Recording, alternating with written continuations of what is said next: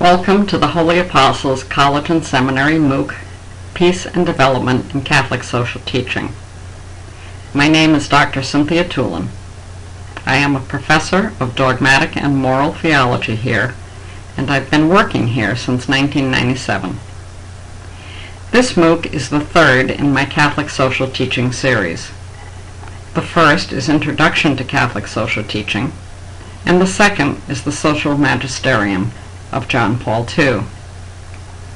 You do not need to have participated in either of these previous two MOOCs to take this one. During the MOOC, I will ask that you read the three encyclicals we are covering. The first is John XXIII's on establishing universal peace and truth, justice, charity, and liberty. The second is Paul VI on the development of peoples. And the third is John Paul II's on the 20th anniversary of On the Development of Peoples. I also ask that if you have the opportunity, you buy Father Kevin McKenna's A Concise Guide to Catholic Social Teaching, which is available on Amazon. It's an excellent source, and I know you'll benefit from reading it, even though I'm not making any assignments from it. As we go through the MOOC, you will notice an absence of quotation marks on the PowerPoint presentation. I've copied sections of the encyclicals into the slides, changing some words and explaining concepts for your ease of understanding. Thus, every slide contains some quotation materials. Note also that I used the generic form of the word man. I am referring both to males and females, but we use the word man, as John XXIII did. There is an objective, true and false quiz at the end of each lesson, as well as discussion posts and responses. And at the end of the MOOC, there is an objective, true and false final exam. Note also that I have included the syllabus and a glossary for your convenience. With that introductory material out of the way, let's move on to Lesson 1. Lesson 1, John XXIII's encyclical on establishing universal peace in truth, justice, charity, and liberty. It came out in 1963. The major topics we will talk about are requirements for a well-ordered society, man's nature, rights, and duties, truth, justice, charity, and freedom, and authority and the common good. We will talk about these four topics on three levels: man and the state and the state, man and the state, and the family of nations. The first thing that John XXIII talks about is that man has always wanted peace on earth. We've always wanted it, but after original sin, we haven't had it. It cannot be established or guaranteed, he says, except through the diligent observance of the divinely established order. All that's saying is that when God created the universe, he put order and purpose in everything. And we can see that. Man can see order in nature and in living beings. We have to look for it, but when we find it, we discover the laws of nature. Unlike the order in the universe, there's a great amount of disunity among individuals and nations. To put it mildly, that's an understatement. So the question arises, can men only be bound together by force? The answer to that is no. God wrote natural law on man's heart, just as he wrote natural law, not the same kind of natural law, but a universal law, into the universe. It tells man how to act. Natural law tells man how to act towards others and towards those in authority, like state officials, how states should act towards each other, how individuals and the state should act towards the world community of nations. Natural law is written on each man's heart. And what that does at the most basic level is tell us to do good and avoid evil. Unfortunately, we often don't obey natural law. And secondly, we often assume that something that is evil is good, or we don't know what the good is. The first section of the encyclical is order between men. For society to be ordered, there's one thing that everyone has to accept, and this is absolutely true. Every individual man is truly a person, that is, a being with intellect and will. Man's nature has intellect and free will because we are created in the image and likeness of God. Rights and duties flow from his nature, and these rights and duties are universal, inviolable, and inalienable. Also, note that man comes from God and is called back to him, that is, in the beatific vision, and all men are redeemed by Jesus. As stated, man has rights and duties that flow from his nature. Man has many rights, as you will see as you read the encyclical. Here are some of them.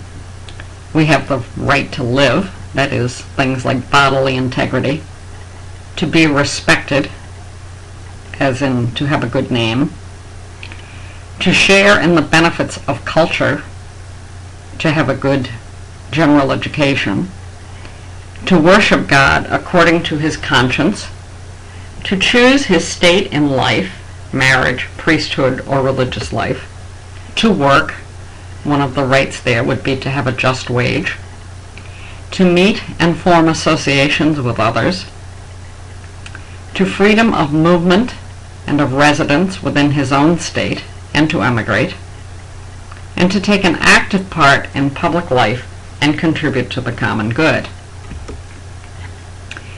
Tied to these natural rights are just as many duties.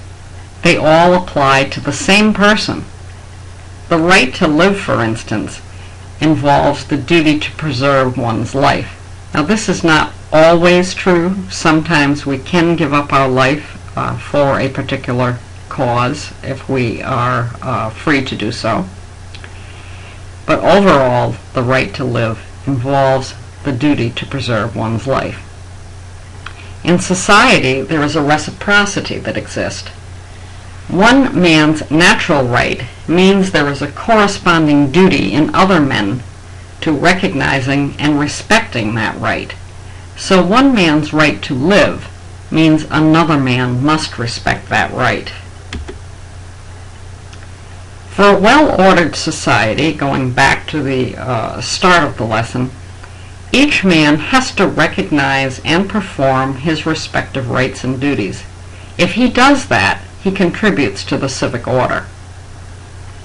Each should act on his own initiative, conviction, and sense of responsibility, not under the pressure of coercion or enticement, that is, of punishment or pleasure, reward.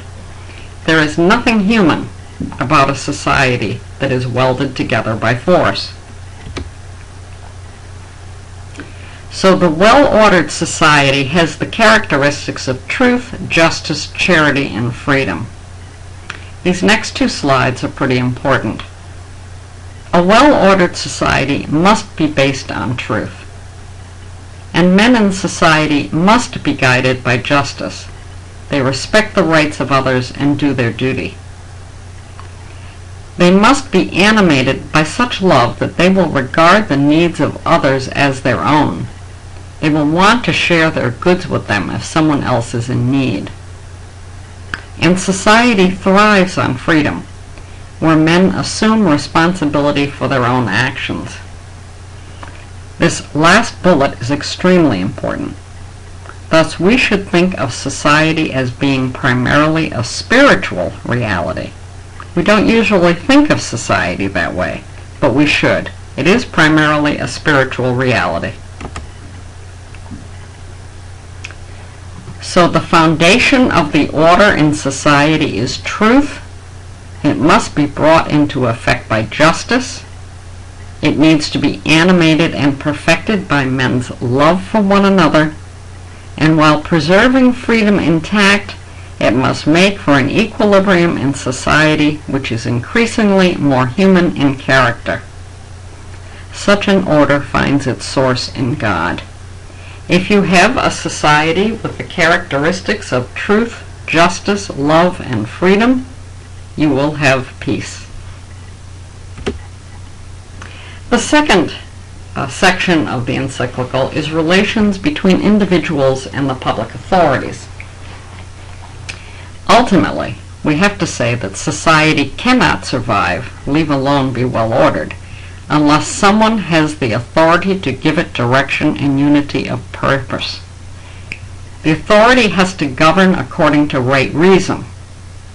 Thus it derives its binding force from the moral order. The moral order has God as its origin and end, and thus we can say all authority is from God.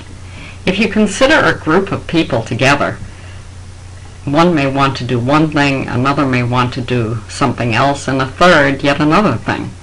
And so we need someone in authority to say, this is what we're going to go for, and this is how we're going to go for it.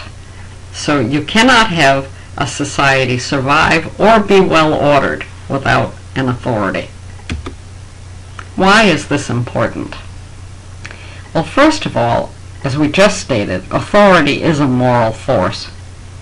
Rulers should appeal to a man's conscience. That is, they should appeal to a man's conscience to contribute to the common good. A man partakes in the common good by being a member of society. He should also contribute to it in as far as he is able to. State authorities have no power to bind a man in conscience unless their authority is tied to God's authority and is a participation in it. Now, obviously, when we're thinking of state authorities, we don't usually say, well, this man's authority is tied to God, to God's authority. But ultimately, all authority does come from God. Obedience to civil authorities as a result of this is never an obedience paid to the civil authorities as men, but as an act of homage paid to God. This also means that laws and decrees that are passed in violation of the moral order, and accordingly against God's will, can have no binding force in conscience. Further, the common good is really, really important. Men have to harmonize their interests with the needs of other people and offer their goods and services as the authority directs. In this way, they contribute to the common good. That is the sole reason for the existence of civil authorities. Attaining the common good is the only reason civil authorities exist. Civil authority has to strive to promote the common good in the interest of everyone, without favoring any individual or category of citizen. However, sometimes, because the poor and the weak have no way of defending themselves or advancing themselves, they have to be given special attention, and that really is injustice. The common good affects the needs of the whole man, and man is both matter and spirit, body and soul. So authorities have to respect the hierarchy of values and aim at achieving the spiritual and material prosperity of their subjects. Notice spiritual and material. Usually, when people think of the common good in secular society, they think of it only in terms of the economy. But that's not the most important part. In his other encyclical on social issues, John the 23rd said we, meaning John the 23rd, emphasized that the common good must take account of all those social conditions which favor the full development of the human personality, matter and spirit, body and soul. So what is the responsibility involved here for the public authority?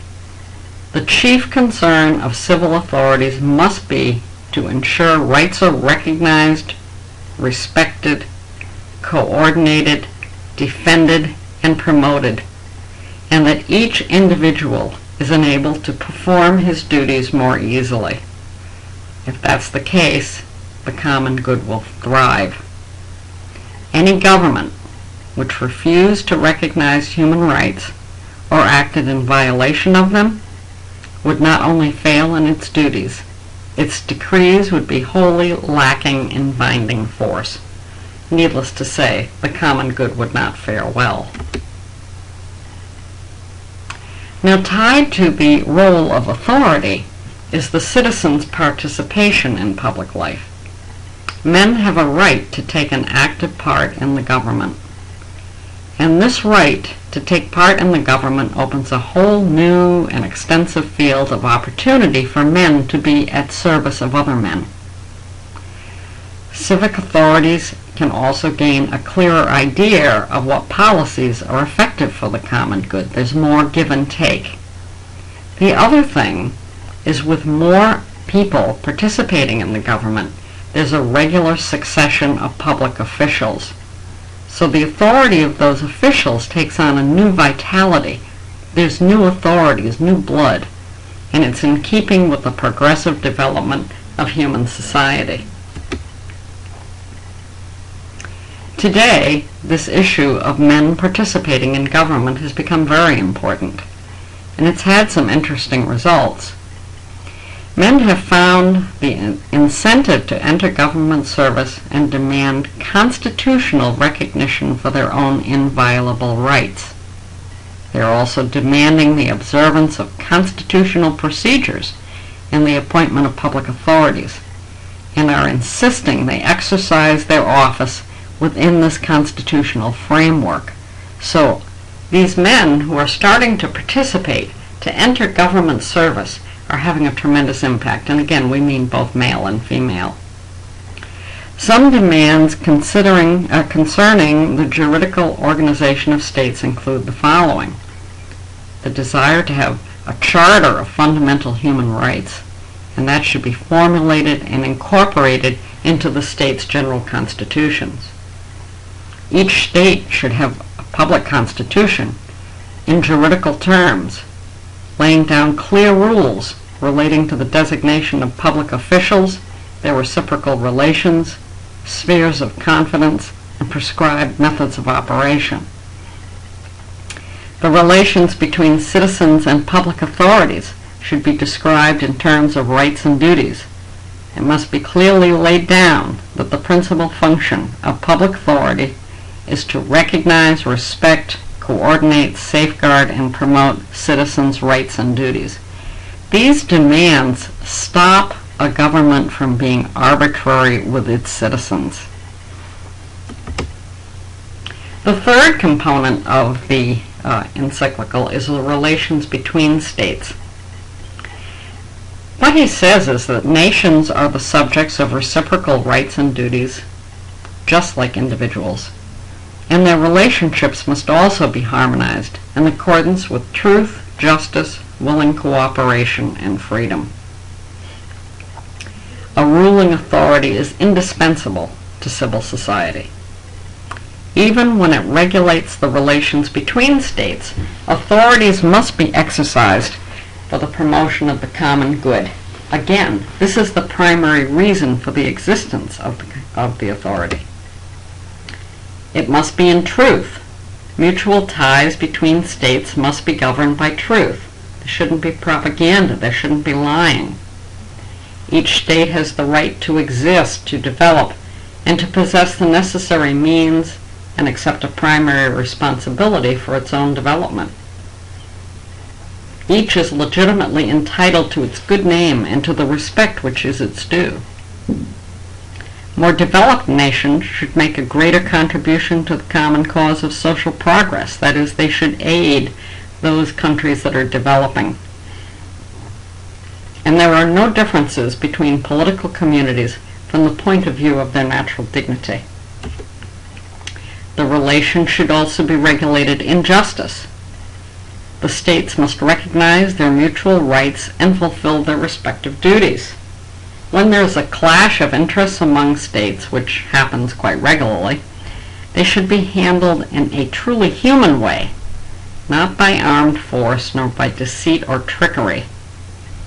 There should be a mutual assessment of the arguments and feelings on both sides, a mature and objective investigation of the situation, and an equitable reconciliation of opposing views. That is, they should talk and reason together and come to a conclusion, if necessary, with another party. There should be active solidarity, so the relationship between states must be regulated in accordance with the principles of truth and justice. Civil authority exists, this is a very interesting statement, not to confine men within the frontiers of their own nations, but primarily to protect the common good of the state, which certainly cannot be divorced from the common good of the entire human family. Remember that we are all the same. We all come from God, we're made in His image and likeness, we're called to go back to Him in the beatific vision.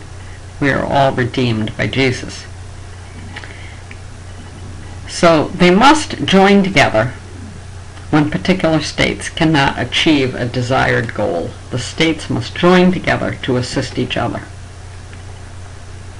One of the things that the nations can collaborate on is to facilitate the circulation of goods, capital, and manpower. These are just some examples. For instance, bring work to the workers instead of bringing the workers to the work. When you have international migrant workers, for instance. And political refugees should have all their rights as humans protected. Relations between states must be regulated by the principle of freedom. No country has the right to take any action that would be an unjust oppression of other countries or an unwarranted interference in their affairs. Obviously, this does happen, but it should not. The relationship should be regulated by the principle of freedom. He talks about the signs of the times. John the 23rd was an extremely optimistic and hopeful man. He said, we are hopeful, we again meaning him, are hopeful that by communicating with one another, nations will come to a better recognition of the natural ties that bind them together as men. And we are hopeful that they will come to a realization that love, not fear, must dominate the relationship between individuals and between nations. The fourth section of the encyclical is the relationship of men and of political communities with the world community. So there's been a lot of progress, he's saying recently in 1963, much more since then. Recent progress in science and technology that has influenced man's way of life. I think one way that it has done this is by making the world smaller.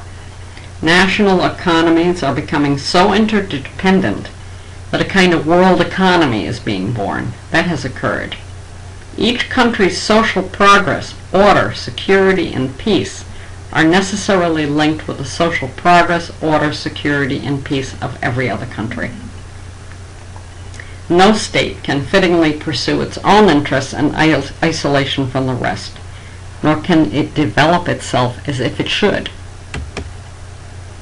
As it should, not as if it should. He moves on to the inadequacy of modern states to ensure the universal common good.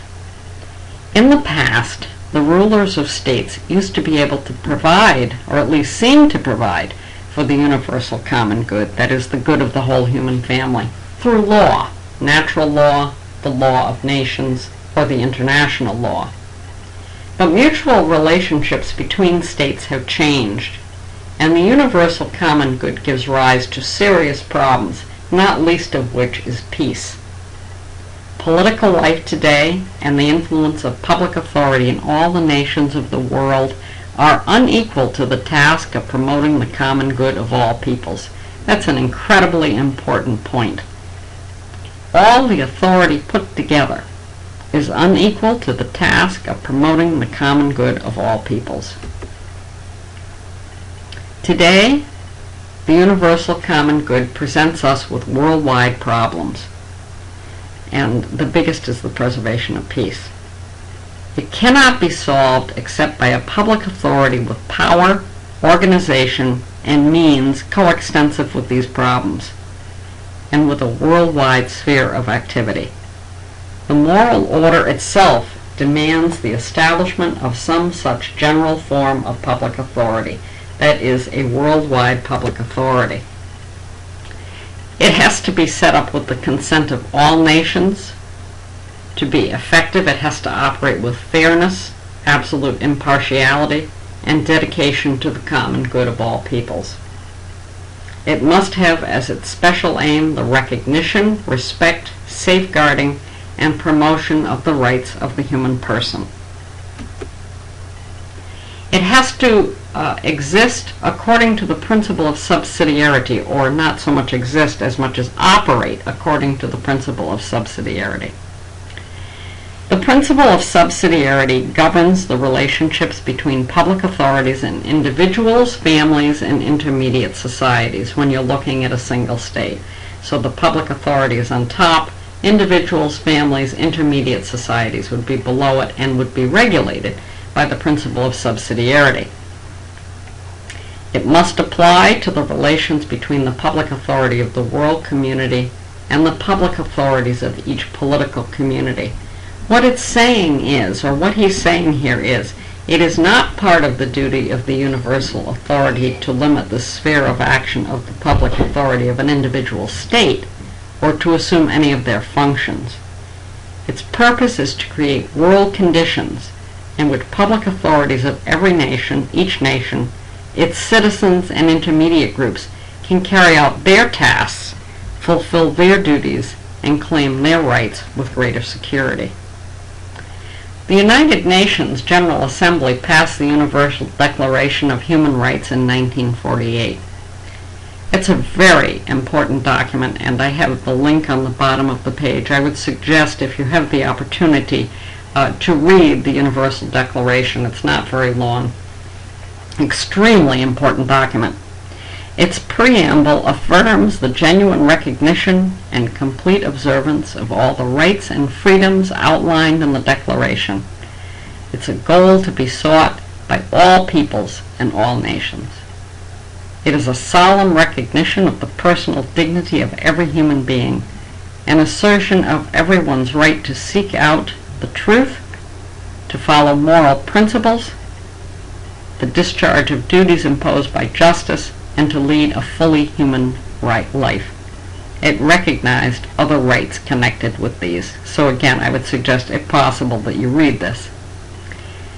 Right, so the major topics that we have talked about were the requirements for a well-ordered society, man's nature, rights and duties, truth, justice, charity, and freedom, and authority and the common good. And again, we spoke on these four topics on three levels: man and the state and the state, and man and the state and the family of nations. I hope you have enjoyed this first lesson. The next lesson deals with Paul VI on the development of peoples.